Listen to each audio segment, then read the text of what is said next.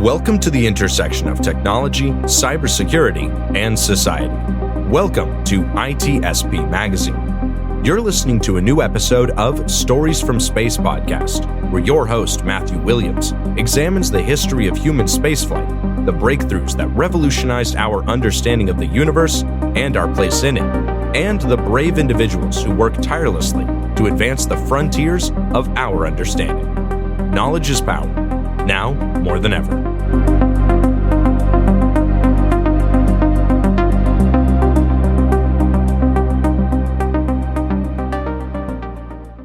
The authors acknowledge that this podcast was recorded on the traditional, unceded lands of the Lekwungen peoples.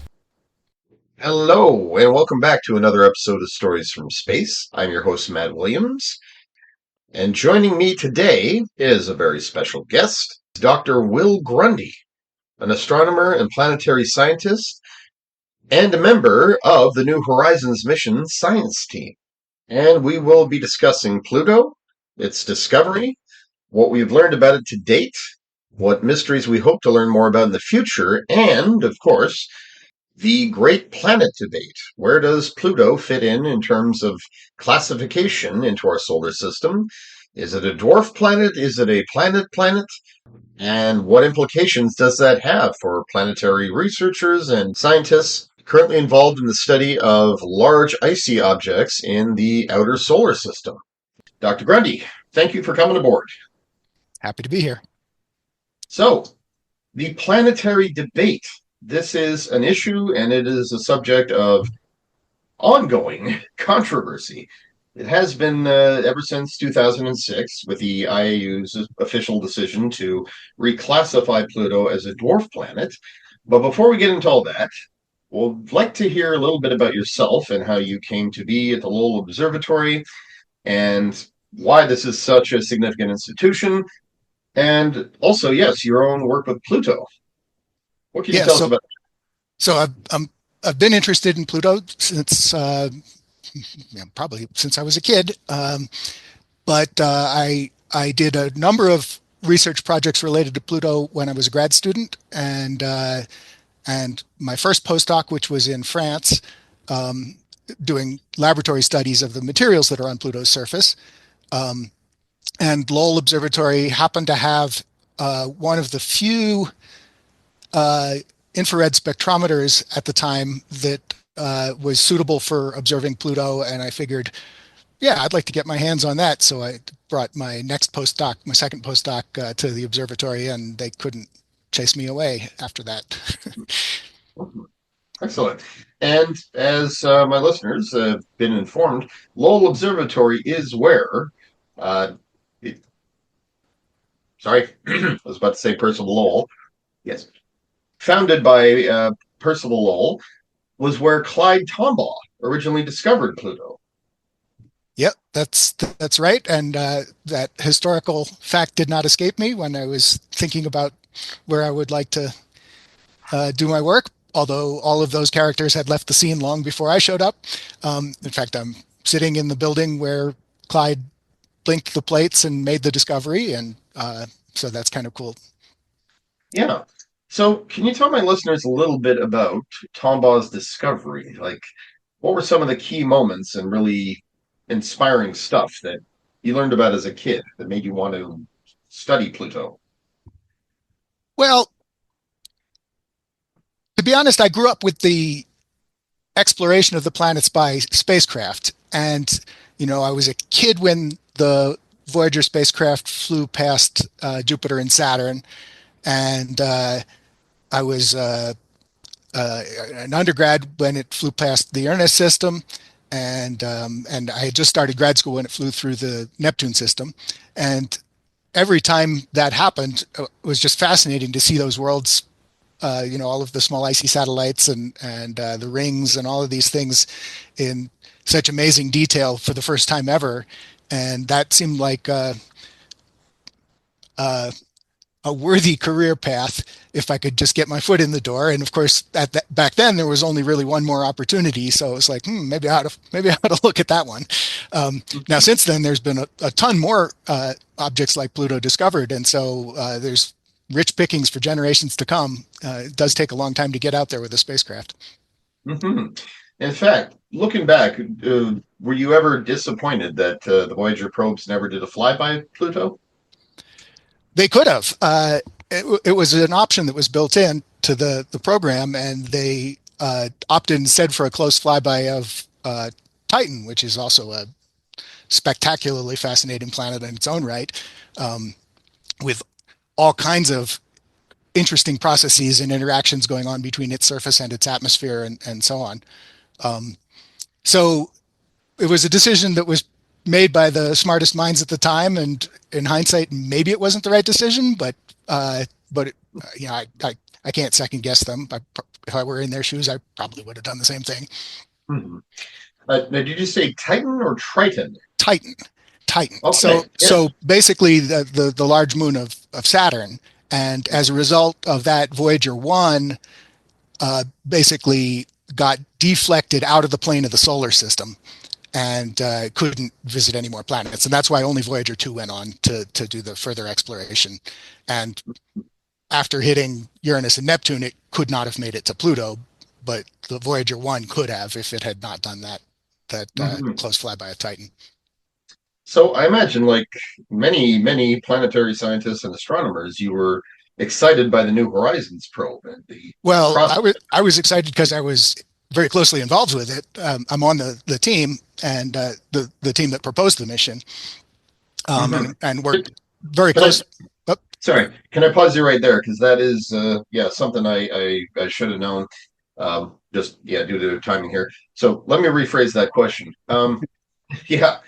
So you yourself were involved in the New Horizons mission and the science team that was the first spacecraft in history to do a flyby Pluto in 2015, if I remember correctly. So, what exactly was your position with the team, and how exciting was it? well, it was very exciting. I mean, it was a slow burn because it took us 9.5 years of are we there yet to get there, and quite a few years before that to do the engineering and build the spacecraft and get launch approval and so on. Um, so really, we started working on this in the very beginning of the 2000s. Well, even earlier than that. So it's been a very long project, and then of course, 9.5 years to get to Pluto, and that was in 2015, and now we're in 2025. So coming up on the 10th anniversary of the flyby, and the spacecraft has traveled another 9.5 years beyond Pluto. So it's getting to be quite a ways out in the solar system. Now, my role on the Mhm. team was the lead of the surface composition team or science team. We had divided the team up into a geology and geophysics team, a surface composition team, an atmospheres team, and a particles and plasmas team, just to work on different uh, scientific aspects of the system. And an advantage of that was that each of us could draw on any of the instruments on the spacecraft. So it wasn't these little walled territories of instrument teams that were not willing to share their data with the other instrument teams. So it was much more synergistic and collaborative, I think, than the style of some of the larger missions where the individual instrument teams are very jealous of what science can be done with their data, and it makes it harder to combine the data from the different teams. Mhm. Um, but the excitement of seeing a new world for the first time is really fabulous, and I'm very happy to have been part of that. I mean, really, that's the high point of my career. And the other thing that I think I saw it when I was growing up in the 70s and the 80s, um, but a whole new generation hadn't seen that, and this was their first and only one of these. So we managed to bring a whole new generation into this sort of discovery style of science. And I'm excited for the future because there's so many more of these small icy bodies out in the Kuiper Belt that I don't know how often we'll manage to drum up the money to send a spacecraft to them, but there's plenty more exploring to be done. Hmm. And in fact, it was the discovery of these many other bodies there. Correct me if I'm wrong, the first was Eris that was discovered in the outer solar system? I don't remember what order they were discovered in, but yeah, Eris and Maki Maki are sort of the two maybe most Pluto-like in terms of their compositions. And then there's Yeah. Haumea, which is more similar to Charon in terms of its surface composition. And just a quick note there, yeah, Charon being Pluto's largest satellite. Right. And in fact, the system itself, Pluto and Charon are uh, their size and mass distribution is such that many people think of it as a that they're co-orbiting each other rather than Charon orbiting Pluto. So, was there any discoveries that came out of this mission that were really sort of myth busting, or we didn't expect to see that? Almost too many to list, but yes. So certainly you'll hear this repeated quite a bit, that the expectation was that Pluto would be geologically dead. And the reasons why people might think that were that it's just very small and very far away from the sun. So what's there to power it? But that wasn't really true, because the existence of methane ice on its surface, which was detected through Earth-based telescopes, decades ago, basically tells you that it had to be active at some level, because methane ice very quickly deteriorates into tar-like gunk, and it's a one-way street. So either there's new methane coming out from the interior, or the methane is continually turning over, or there's seasonal patterns of redistribution, or something is going on. So really, we knew that there was some activity, but what we didn't have was the imagination of what that could be when it's written out on the scale of a planetary surface. I've played with methane ice in the laboratory, and it kind of looks like water ice. It's transparent, clear, and it just turns into gas at very low temperatures. But methane ice, in conjunction with nitrogen ice and carbon monoxide ice, which are the three main volatile materials on Pluto's surface, do all kinds of stuff. When the sun shines on them, they sublimate and they migrate around to the other side of the planet. But where they pile up, they can form glaciers, and the glaciers flow downhill and can erode the geology. And the glaciers are not much like glaciers on Earth, in the sense that on Earth, the rocks underneath are dense and the water ice is not so dense. So it stays on top and it erodes the rocks, but it stays on top of them. Nitrogen ice is actually more dense than water ice slightly, and the glaciers, when they're nitrogen rich, can penetrate into the water ice because the densities are, well, because it's more dense than the water ice. And so, what happens then when you've got glaciers diving into the ground? When they get deep enough, I suppose they encounter warmth, and then they sublimate away and come back up to the surface, and we have no idea what that all entails. And then there's this giant basin, Sputnik Planitia, that's full of this kind of ice mixture, so much so that the warmth, and there's not a whole lot of warmth because Pluto's so small, but the warmth from radioactive decay from rocks in Pluto's core is sufficient to drive a slow simmer, like a boiling pot of oatmeal. It takes 100,000 years to turn over, but it's continually sitting there and churning and erasing any impact craters that hit it. So it's basically a crater-free surface, that one region. Who would have imagined that something like that would be going on? Not me, anyway. I'm not that creative. Well, I know what you mean there. I remember learning of that. That in fact Pluto is likely to be an ocean world is now the common term for it, and that, yeah, knowing that could happen that far out, that. Yes, yeah. I mean, it's really changed our view of where habitability can be, because the traditional idea of only where liquid water is stable on the surface basically confines you to Earth and maybe Mars and maybe Venus once upon a time before things went wrong. But this extends it all the way out through the Kuiper Belt. If Pluto has a warm, wet interior, it could be habitable. I mean, be decades, if not centuries, before we would actually confirm that. But the same could be true for Eris, which is comparable in size to Pluto, but has more rocks, so more heat. Excellent. And to circle back a little bit there, I just had to ask about the exciting discoveries on unexpected stuff. But it was the discovery of additional bodies in the outer solar system that were comparable in size and mass to Pluto. This is what led to the Great Planet Debate, as I recall, and the IAU's decision to formally sort of pin down the definition of planet. Now, were you personally privy to any of that? No, I didn't go to that meeting, and to be honest, a lot of the planetary science community just shrugs that off because it's really not scientifically useful. It's really the IAU panicked because they were worried, oh my goodness, what if we start getting new planets every year? School kids are going to have to memorize these things. It's like, that would be horrible. It's more planets is better as far as I'm concerned because I'm a planetary scientist. I study these things.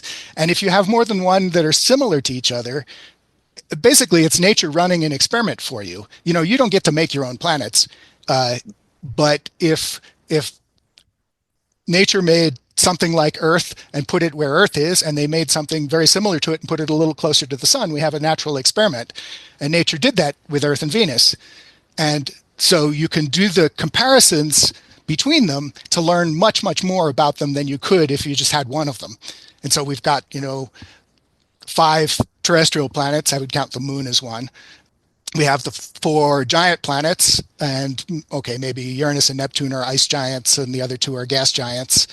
But now it looks like we have half a dozen or more of these small icy bodies too. So that's fabulous. We can do comparative planetology with them too, and they have just as rich planetary phenomena going on as the other classes of planets do.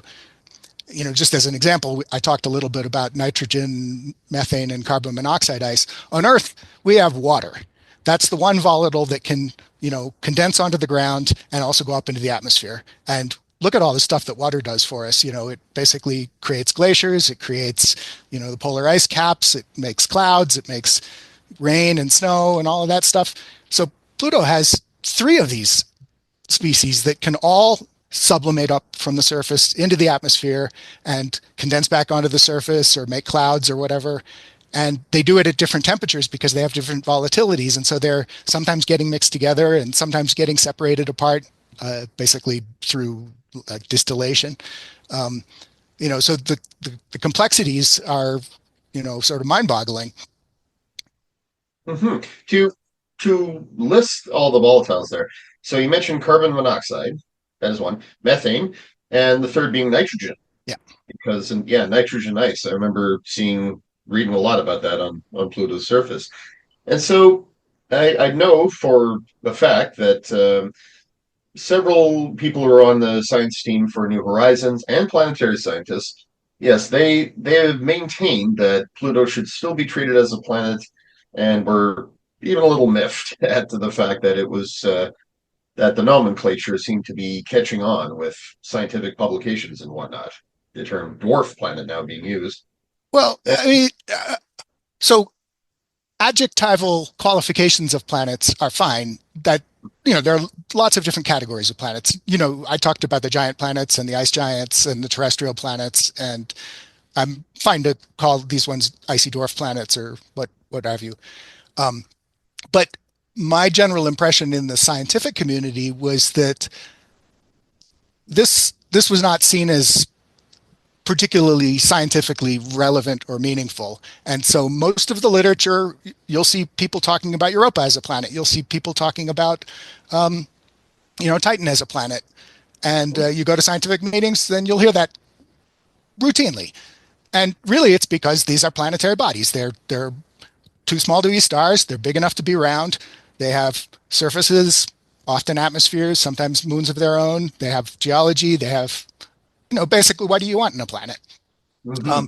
So there is a definition of planet that's called the geophysical definition, which is tended tends to get more used by planetary scientists who are actually interested in these things, where the IAU definition is maybe more often used by textbook authors where they're trying to limit themselves. So if you're not interested in these little guys, okay, fine, you cut yourself off, but you're not doing yourself any favors. Um, Mhm. Well, yeah, and I sensed as much when you said Titan's a very interesting planet because I have seen papers and I've spoken to another planetary scientist like yourself who said, "Yeah, we're using a geophysical definition there. yeah. Anything big enough to be a sphere should be called a planet." And yeah, that honestly convinced me. I thought for certain. And thank you for mentioning, what was behind the thinking at the IU, because I honestly that has made more sense than any other.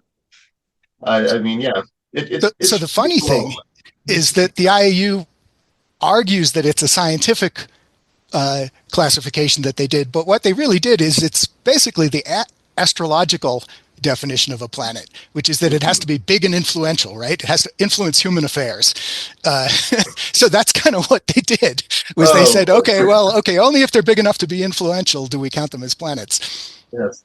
I believe astrologists have something to say about that too. And again, yeah, they've rolled with the times, haven't they? It ended at Saturn once upon a time, and I think then at Neptune they incorporated. So yeah, it's like you're astronomers. Come on, roll with it.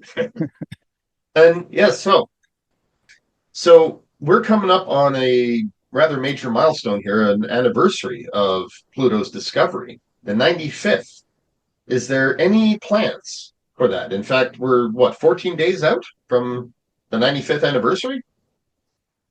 Yeah, so here in Flagstaff, we have been doing uh, I Heart Pluto Festival every February for, I guess, 6 years now.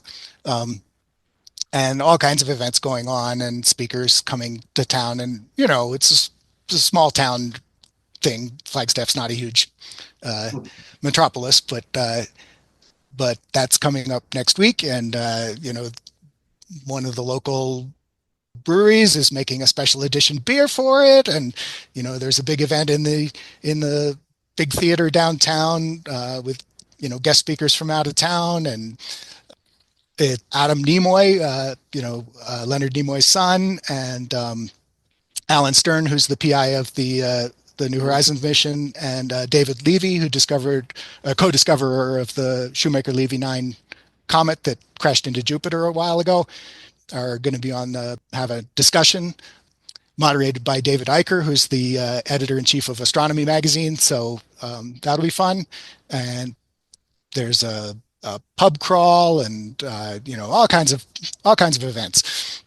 Oh, that sounds like a lot of fun. And when you mentioned the specialty beer that's being brewed, yeah, well, I really hope the whole, tariff situation doesn't happen because, yes, American beer was one of the products that we were told don't expect it on the shelves. And I thought, no, for the most part, it's not going to affect my life. But I do. I'm a big beer lover and of craft breweries, and yeah, if I can't get that from the States, I'm going to be sad.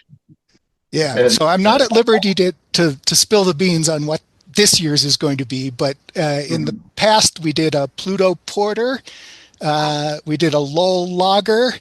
What else was there? Oh, there was a still air beer that was in honor of Clyde Tombaugh's telescope making efforts, where he did it in a root cellar to have air still enough that he could do the optical testing on his mirrors, his homemade telescope mirrors. And that had like a hint of passion fruit in it. That was a really good one. Um, yeah, you'd like these guys are good. yes, please no tariffs. Okay. Is there, this is a bit of an oddball question there, but is there any examples, say, in science fiction, for example, hard science fiction, though, not your more fantasy oriented, where Pluto was depicted in a way that you thought was, well, excellent, if not 100% accurate? You know, I haven't seen one yet. but a lot of this stuff is pretty new, so I wouldn't be surprised if people are off writing it right now. Um, you know, the the the new results are still coming out. I mean, basically, a generation of grad students started grad school, in the years immediately after the flyby, and all the data is public, so they could download it and do new projects with it and bring their creative ideas to the table. And they're all now entering into the professional science, faculty positions at universities and stuff like that. And so the ideas that came from New Horizons are rippling outward still. And for instance, there's a big scientific conference being organized for the anniversary this summer at APL, where the encounter took place, and I'm sure we're going to see all kinds of new ideas come out of that. Because people have stuff up their sleeve that they're going to want to show off to the community. Well, I'd love to contribute if I can. I sort of do some of that on the side, but yes, writing Pluto into fiction as it actually is, I think, is something that any purveyor of hard science fiction, they should really get on, because the discoveries of the other bodies out there too, that's going to keep coming, right? Yeah, Well, I think so. yes.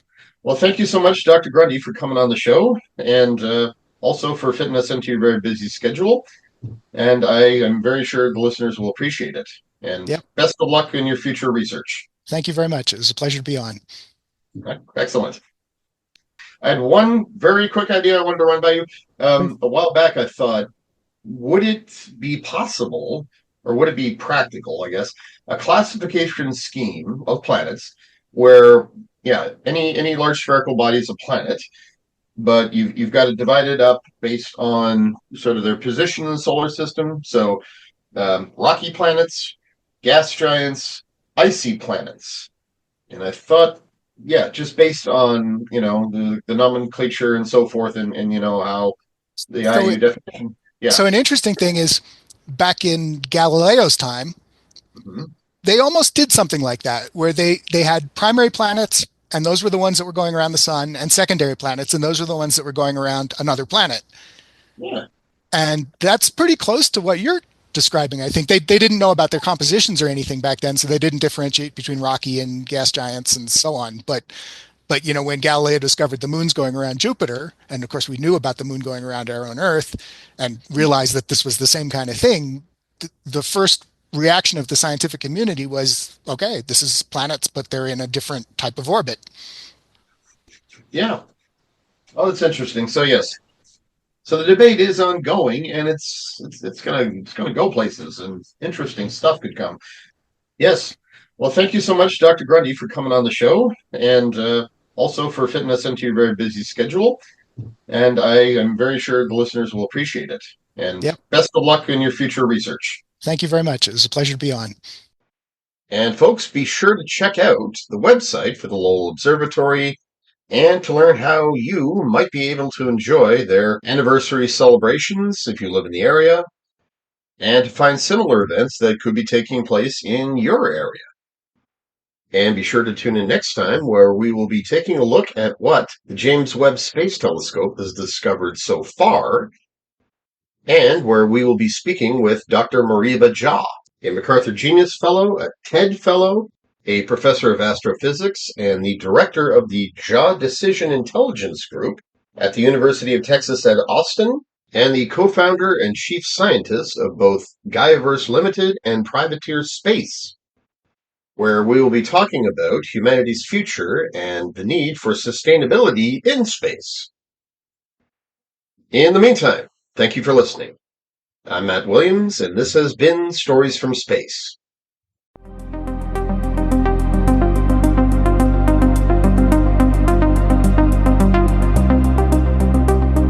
We hope you enjoyed this episode of Stories from Space podcast with Matthew Williams.